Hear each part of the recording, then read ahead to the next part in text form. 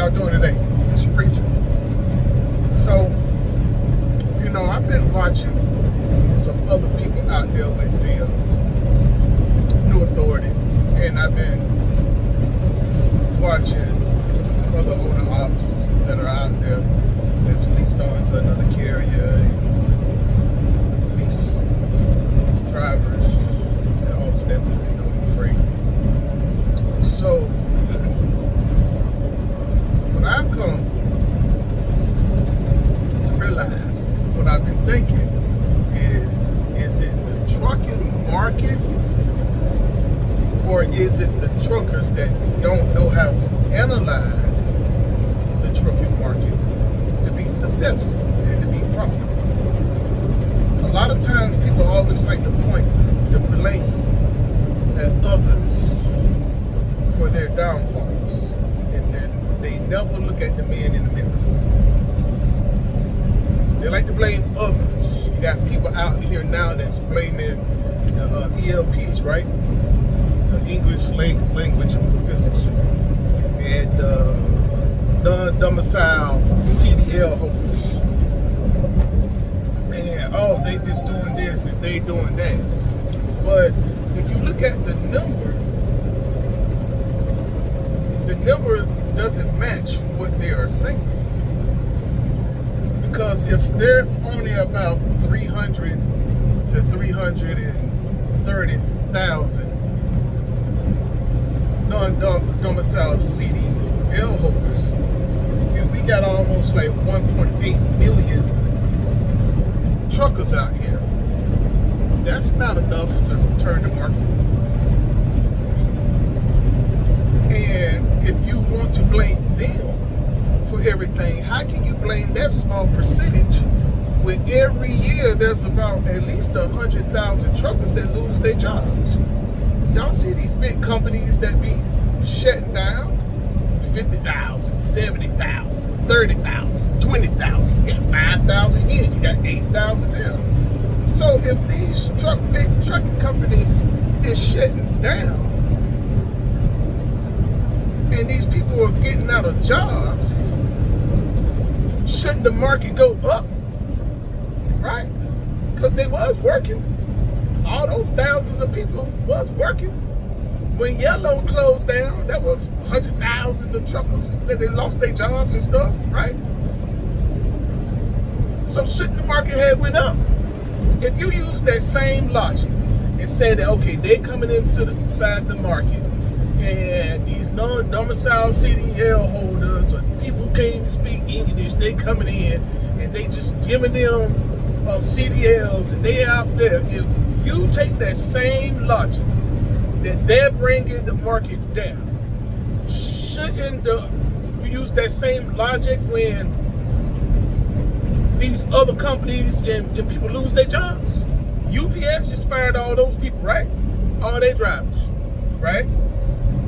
You had Carol Fuller just fired 7,000 truck drivers, right? So if you use that same logic, the market should go up now, right? They based out of Florida, right? 7,000 truckers and everything. So that means the Florida market should go up, right? That's what that means. At least the southeast region should go up, right? The market should go up. So we should be having better rates if you use the same logic.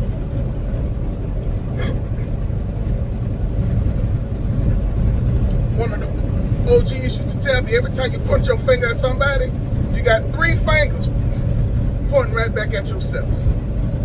So I always try to tell people, okay, you keep telling me all the problems, but what's the solutions? What is your solution to the problem? Me managing restaurants for 19 years, right? I always told somebody, like, I never told an employee that they cannot get a raise. I always told the employee what they need to do to get a raise. And if you do this for 21 days, I give you your raise. And then we negotiate what the raise is going to be, right?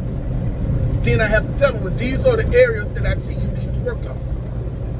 So this is how you can work on this particular area, and this is how you can solve this problem. You do that for 21 days, I get you your money. I never address a problem without having a solution.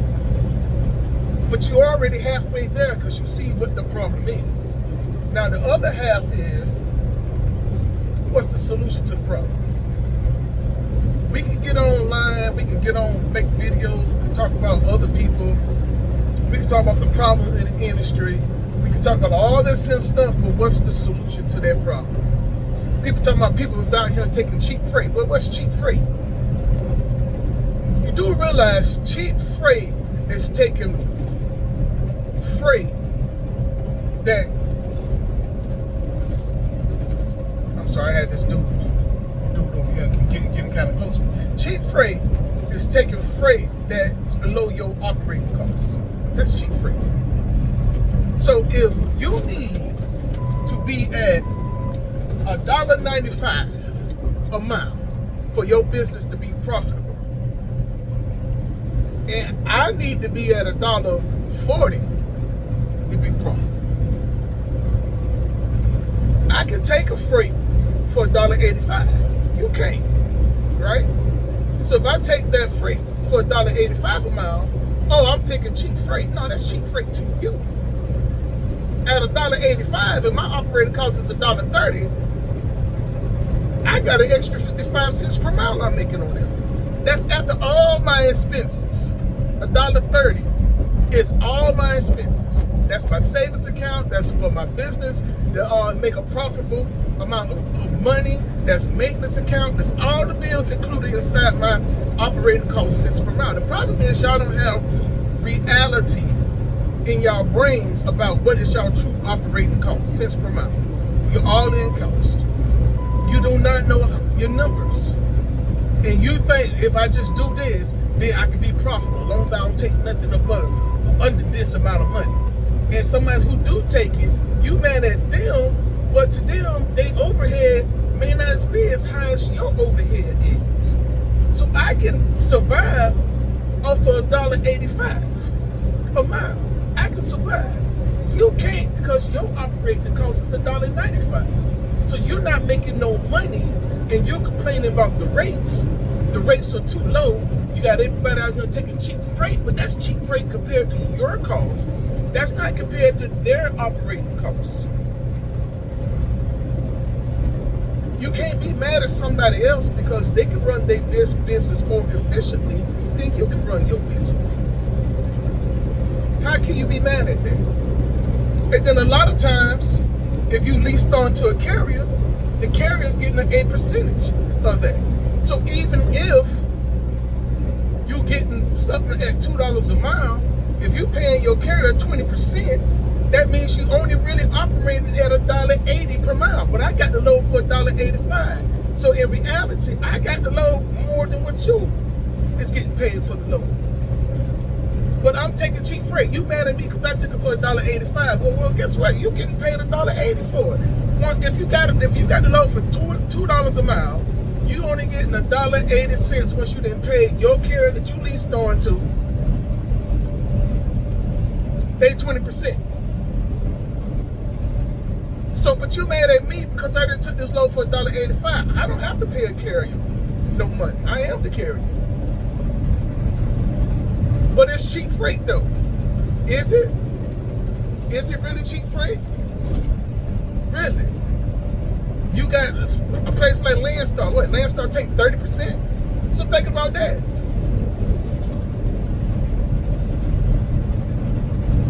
What is your true cost that you get? So you have to do a whole bunch of stuff. You got to think about all your numbers. If you use a factory company, you're using a factory company, they may be taking 2.5%, but that's 2.5% off of your miles, off of your costs. It's coming out for that. That's what I mean by, you start getting in this business and you start looking at all these YouTube channels, and most people gravitate towards people who they feel some type of connection with, that's giving them some good information, or they just like their commentary. They like the content. I got a whole bunch of other trucks I love looking at and things like this that I don't agree with whatsoever, but I love their channels. I get notified every time they put it because I like their channels. I don't agree with 70% what they say, but I like their content. I like the camaraderie that they put. I like it. But a lot of people don't know how to run business. You get inside, just because you know how to drive a truck, walk a dock, sign a BOL and send a BOL, then now you think you're ready to run a business. No, it don't work like that. It doesn't. And a lot of people are failing because they never ran a business before. Now they go to YouTube University and they watch all these videos of other people who don't know how to run a business. That most of them didn't fail, but y'all know that y'all can agree with me. All these big time so-called gurus, when everything was going all right, they was making all these videos and everybody flocking to them. They know what they're doing. Now that the market didn't change, where are they? You can do a where are they now story with all of them, right? Because when it's busy and times are good, it's easy to hide numbers. Same thing in a restaurant. I can make a lot of mistakes on the months where we was extremely busy because I had enough sales to cover those mistakes. But when the season was off and we was inside our slow months, I had to be more focused on details. I couldn't make those same mistakes. I had to be zoned in because I didn't have the sales to cover any mistakes that I made. And a lot of people who got inside of trucking, they got inside of trucking when the getting was good. So they had all these high overhead costs because the money was out there to support that. But when the money goes, you still got those same high overhead costs. And you can't make it. Reality is a lot of people out here is one major breakdown away for shut down their business. I can be honest with you. If my engine was to blow right now, I would be shut down. I would have to take out a loan or something to get a new engine put inside my truck to pay $30,000. I don't got $30,000 saved up for a new engine inside my truck. So if my engine was to break down right now, bust right now, wherever it get towed to, I got money for a tow, but wherever it get towed to, it's going to be there till I figure out how to come up with the funds. I may have to go to my bank and take out a personal loan to cover the costs. I'm one breakdown for potentially being out of business, but I do have good credit, and I do have the money behind everything to show the bank that, hey, if you loan me $30,000, I'm able to pay this money back. Why? I got a good payment history.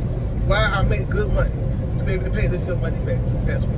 So I can make it work if I have to. But trying to get inside of this with as less expenses as possible, yeah. I got money for regular breakdowns and stuff. I need a new transmission. I got it. No problem. New radiator, that's $3,000, $3,300. A radiator bus. I got it. I need that $3,000, $3,500, $4,000 tow. I got it. So, but a major breakdown, if I need a whole new DEF system, that's like $18,000. Now I'm just gonna delete this baby. It is what it is. We're just gonna delete this. We're gonna bypass. We're gonna cut this thing off. And I'm just telling you, I'm not gonna pay $18,000 for another DEF system. I'm not gonna do that. But I did get my whole system cleaned and checked out. That was about $1,400, like $1,320 something. $1,400 to go through the whole system, clean all your filters, clean everything, dozers, they clean everything. So I did get all that stuff done, and everything is working properly. But I'm just saying, if it ever was to go out, when it's out, it's out. That's it. Especially to have the new laws to change too. Thank you, Trump. You don't got that to worry about. So I just go ahead and delete it and keep this thing moving. It is what it is. But I'm just saying, though, you have all this stuff going on, and people are always blaming somebody for their failure instead of blaming themselves. Did you get in here too quick? Did you get started inside this business and wanted to get your own truck and get out here on the road and do your own thing so quick that you didn't take the time to learn everything? Did you think that you was ready to go and you had all the knowledge, or did you think I'm just going to get out here and then I'm just going to figure it out? What did you think? You know you never managed nothing before in your life. All of a sudden, you finna manage a business. Sorry about that. You finna manage a business and you never managed nothing before in your life? Really? What's that smart? Or if you just fail, you just gonna blame somebody. Oh, it's all the minorities out here that's doing this. If the minorities wasn't doing this, then it wouldn't be like this. You want to blame everybody. Everybody is to blame but yourself. Could you have done something different? Could you have gotten yourself a mentor out here that could mentor you? Then when you do come up with a situation, you got somebody that you can call on. I got some of my friends that I helped out in the past that was hard-headed and did everything that they wanted to do. That's why I don't like helping people. Now I help people really, really close to me because they're really close to me. But I had stopped even helping them because you help them, they're doing great, they're doing what you just said, you establish something to fit their routine, and then all of a sudden they want to switch it all up, and then they mess it up because they want to switch it up, and then they get inside of a hole, and now they calling me and want me to help them get out of the low. You know, it's like, well, why did you switch it up? Man, you know, well, I was doing this and I was doing good with this. I was doing good with that. So, you know, right, so you decided to switch it all up and you wasn't ready for the switch. It's all right. It's okay to switch up how you do things, but you got to make a planned switch. You just can't just start doing this and start doing this, and now you're trying to make it work. And the longer you're trying to make it work, the deeper the hole is. Now you calling me and want me to help you get out the hole, want me to help direct you in another way. But I helped you that one time. I told you, I'll help you out one time. You know, I help you out one time. Now, if you want to continue the course, that's fine. But that's why you need a mentor. So now you come up to an area where you want to switch, you want to do this, you go over your plan with them, your mentor be like, hey, well, I think that may work. Or I don't think that's going to work because, you know, you don't like to do that. You don't like to drive like that. Sometimes to do this, you're going to have to drive. Like the load I'm on now, right? I picked it up in Kansas. Picked up at 6 p.m. I had to drive all night long, all overnight. And a lot of people don't want to drive overnight. They just don't. They don't want to drive overnight. But I'm like, for the $2,900, I'm getting. Yeah, I drive. Yeah. I'm gonna drive that. It's like $2.11 a mile. I'm like, yeah. I drive overnight. That's okay. That's all right. Yeah, I drive overnight. So then even today, I'm gonna be driving till like 2-3 o'clock in the morning. I'm fine with that. I get home about 3 o'clock in the morning. I'm gonna get home. I'm cool with that. Why? Because it's gonna put my average for the week at $2.01 a mile. That's why I'm gonna do that. I'm gonna do about 31, a little over 3,100 miles at an average at $2.01 a mile. I'm cool with that. I'm cool. It's not my average of 65, but you know, I left out on so from Monday all the way up to Saturday morning, 3 o'clock in the morning, I done made $6,300. That's a good week. You know, it's like $2.01 a mile. I'm cool with that. But that's what I'm saying. But I understand the market. I analyze the market. Did I know how to analyze the market at first? No, absolutely not. But I had people that I could call and talk to that been in this business. At that time, when I first started, they was in the business for 18 years.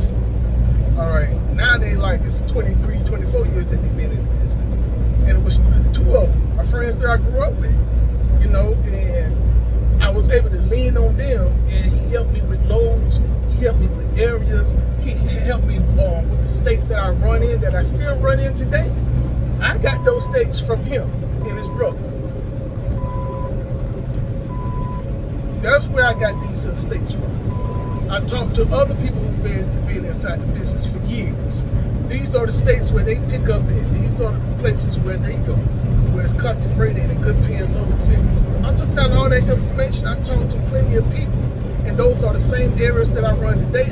That's I'm able to get the miles and the money, not too much the miles, but the miles fit for the rate, and the times and stuff fit for the rate. Because a lot of times, I do like 800 to 900 miles, so I don't mind doing 800 to 900 miles for 2 days. In a 2-day period of time, I'm still making like between $19 to $2,200. And then I don't even have to run hard. I run hard that first day, depending on how many hours I got. I try to make sure I run out all my clock. Then the other day, I'm doing like 6-7 hours, and then I'm chilling. So I got a lot more rest at the same time. But that's what I mean. Or what are we doing?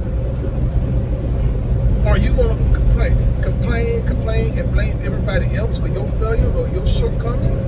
Or can you evaluate yourself and ask yourself, hey, what can I do differently? You coming out here into trucking, you trying to decide, do I want to come from a company driver to a lease driver? I tell people all the time, hey, well, get a business plan together. You don't know what a business plan, ask Google how to write a business plan. Ask Google how to write a business plan for trucking. Learn. Learn how to write a proper business plan. Learn what is a market analysis. Learn what's a market analysis for trucking. Learn these particular things. I took a whole 2 years before I decided to get my own truck, my first truck, and leave Warner. 2 years of preparation, because I knew that this is what I wanted to do, but I didn't want to step out there and didn't know what I was doing. This business is a very costly business to be stepping out here and don't know what you're doing. The Bible says faith without works is dead, but it also says to study to show thyself approved. So you just can't step inside a situation and, I believe in myself, I got faith in myself. Yeah, did your faith in yourself tell you to study? Learn about the market, learn about the truck. I knew when I had my Freightliner Cascadia, I was going to get better fuel mileage than I am on this Kenworth T680. I knew. I already knew what kind of gas mileage I was going to get on the Kenworth T680, because that's the truck I started with when I first with Warner. For my business, the Freightliner Cascadia was the better truck to have, because I was going to get another mile per gallon better than I was going to get with this Kenworth T680. And just when I was looking for a truck and all the stuff I needed for the truck, I couldn't find another Freightliner Cascadia in my price range. But this truck was in my price range that I was looking for. I was trying to look for a truck under $50,000. A truck that had an APU unit on it. A truck that had a very low amount of engine hours to go along with the APU. And let me know that the engine ain't been running. They've been using this APU unit on it. That means that your DEF system, your DPF system, was going to be phenomenal, because why? You're not idling the truck, so there's less wear and tear on your engine. Why? Because you got an APU unit. So when I was just trying to find a truck that meets all those particular stuff, this is one of the trucks I found. I found about 8 trucks that I found, but some of them smelled like cigarette smoke. I don't smoke at all, and I don't like the smell of cigarettes, so I couldn't buy them. So this truck also had to smell good as well. So when I asked people when they checked out, do it smell like any smoke, any cigarette smoke? They said, no, it don't smell like a cigarette. Okay, cool. It's one of those particular type of things. So you have to really, really do a self-evaluation, blaming everybody for everything, for all the shortcomings, because you can't get the type of freight that you want. Maybe the areas that you're running in, it's just not a good area. Have you ever thought about that? You don't want to go to these states, but those particular states is probably paying good money. You like to stay in this area because that's the area you grew up in. That's the area that where you is from. You got some people that's only running these particular states. You all over here. This is not a good stuff. Oh, then now you deadhead. Well, you got a deadhead 200, 250 miles because the market ain't good where you didn't deliver this and load to. But that's okay because of this. You make excuses of why you had to do all this deadhead. Now, by the time you do all this deadhead, you got 600 miles, 700 miles worth of deadhead for the week. So whose fault is that? If you booking your own loads, why you keep booking loads where you got a 200-something mile deadhead to find another load? That's ridiculous. You go 200-something miles, okay, that's at least $120 worth of fuel that you didn't burn. See what I'm saying? So whose fault is that? Is that the market fault or is that your fault? Well, it's just no loads coming out of that market that's worth anything. So I'm not understanding. If you keep deadhead, you spending $400 to $500 in fuel with no money coming in return.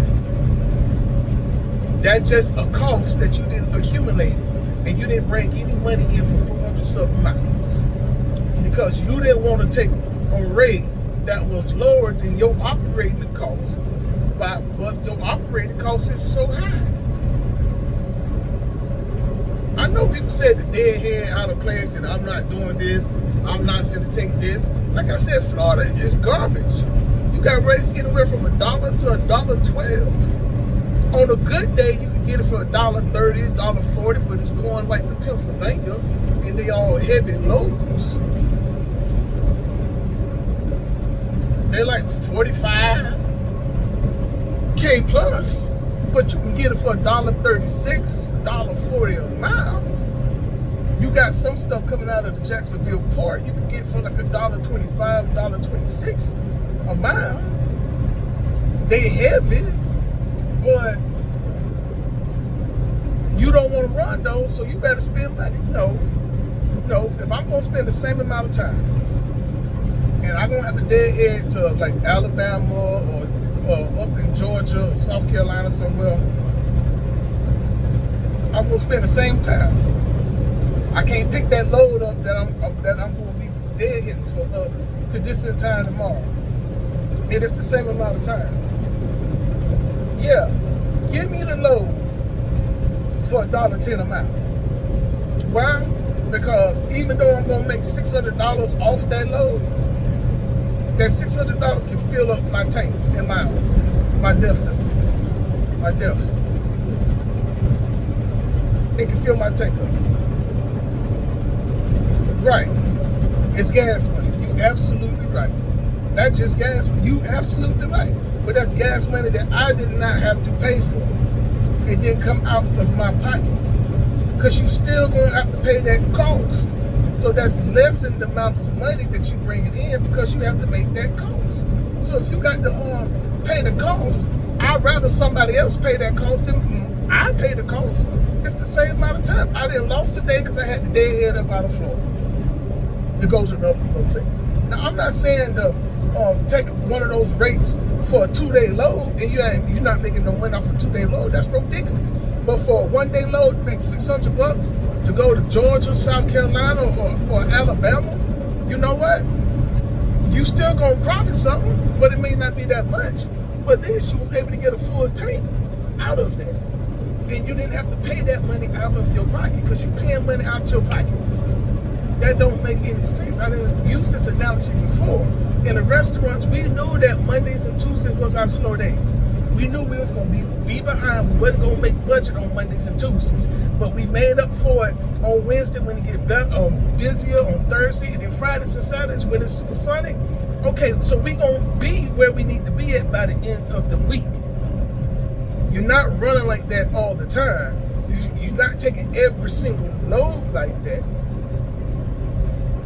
Why do you think company drivers will complain, or used to complain all the time about they had to take this short load. This wasn't no miles, especially when you get paid for miles. You only going like 300 miles on this trip, or you only went like 400 miles. You need a load that's gonna be paying you some miles. You need some miles. Well, that's because they took a load that probably was cheap to get them to a better place, to get the other load that they needed, that they really was gonna be making that money off of. Now that you picking the loads and you looking at the load boards, you just seeing the money for that little bit amount of miles. So you just thinking, I'm not finna take that for that much. They ain't even paying that for that. But you was doing it as a company driver. But see, you was looking at the miles. You were looking at the money for the miles, because you ain't know nothing about the money for the miles. So if the bigger companies do that, what makes you think that you don't have to do that when you have your company, or now when you booking your own freight? What makes you any different? All companies do that. They put it inside their equation. I do my money is based off of the month. I just got all my numbers for my factoring company for the month. So my wife gonna do all those numbers. All the money I made, go to Motive, gonna print out all the miles that I did for the month, just to make sure that my cents per mile that I was running, I hit, and what was my average for the whole month. My insurance is paid every month. My trailer rent is paid every single month. My mortgage is every single month. My lights, water, every single month. Cell phone is every single month. Car note, every single month. So I look at what I'm doing for the month to make sure I'm in line. Then I do a declining budget every single week to make sure I'm along that line that I need to be along that line. So it's different budgets that I use to make sure I'm following that. So when I do the end of my month and I do my P&L statements for the month, I can see all that. And I can do my net income. And this is how much my business has made.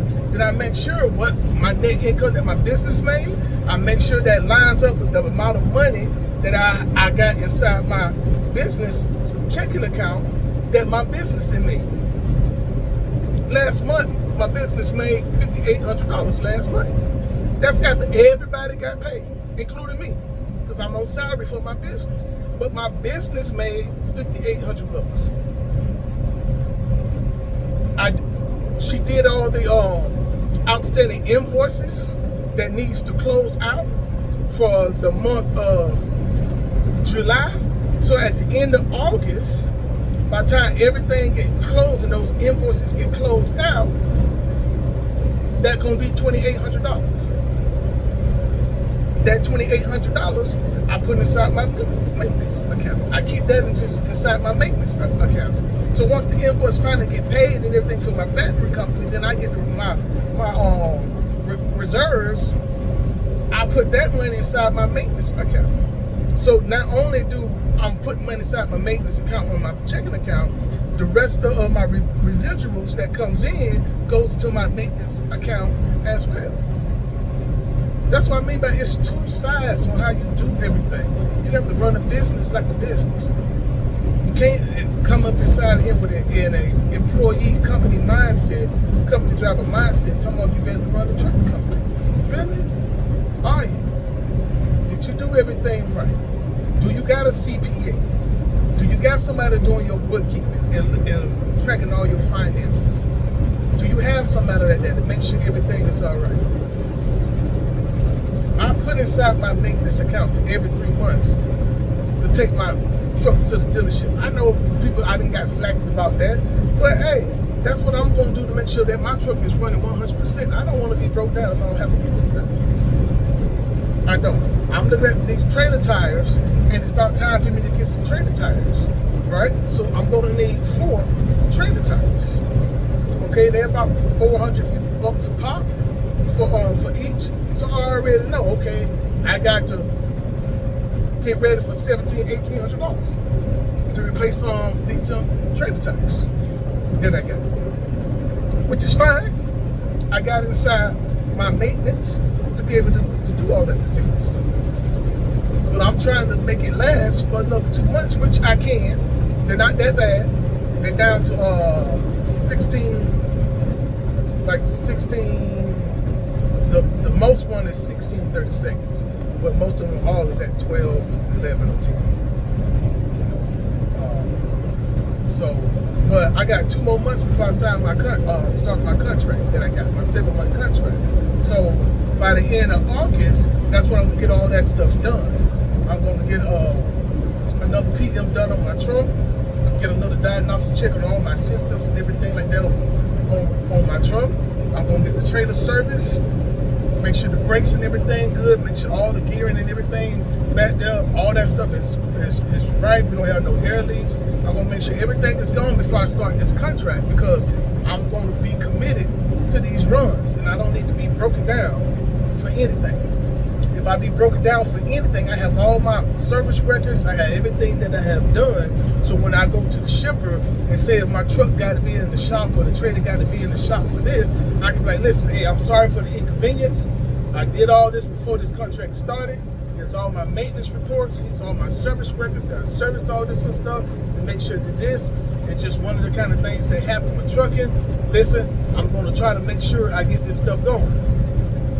You know, if my truck is down, that's okay. I can have that remedy fixed within 2 days, because I can throw insurance on this other truck. Then I can go ahead and get an IRP, a plate for my other truck, and then I just jump inside the day cab and do it, because I used to do it inside my other day cab that I had. So I just jump inside that. If it's a trailer, hey, no problem. I know 3 other places where I can go rent a trailer in within the same day. So if the trailer down and out, for whatever reason, I fix it enough so it can finish the load, then I bring it to the shop, because the shop is only like 4 miles away from my house. And then I'll rent another trailer so I can keep it going. I got to have contingency plans for this contract to make sure everything is going so I can service this contract, because it's a great contract. It's $2,000 for 634 miles. You know, I mean, how can you beat that? 3 loads a week. That's $6,000 just for 3 loads. And I'm done by Saturday morning. And that's not even including loads I'm going to be taking from Florida to get me back up there. Yeah, those same $600 loads. You're right. Because I'm not going to be wasting my fuel to get back up there. So I'm going to be taking other loads, that's around $650, going back up there. I'm trying to work out something where it takes me from Kissimmee, Florida to Copens, South Carolina. That's close to North Carolina, where I'm going to be picking up my load and stuff from. So if I can get that 2 times a week at $620 a week, you know, that's another $1,240 added to my $6,000. That's $7,240 that I made for the week. And like I said, then I'm done by 8, 9 o'clock Saturday morning. Then I can choose, like I used to do before. Sometimes I do a water load and take that to Jupiter to Arcadia and back to my house. It's the same day load, and I used to do that for 500 bucks. So you know, I got stuff going on, man. I got stuff going on. Well, hope this conversation helped y'all, enlighten y'all. Y'all have a great day.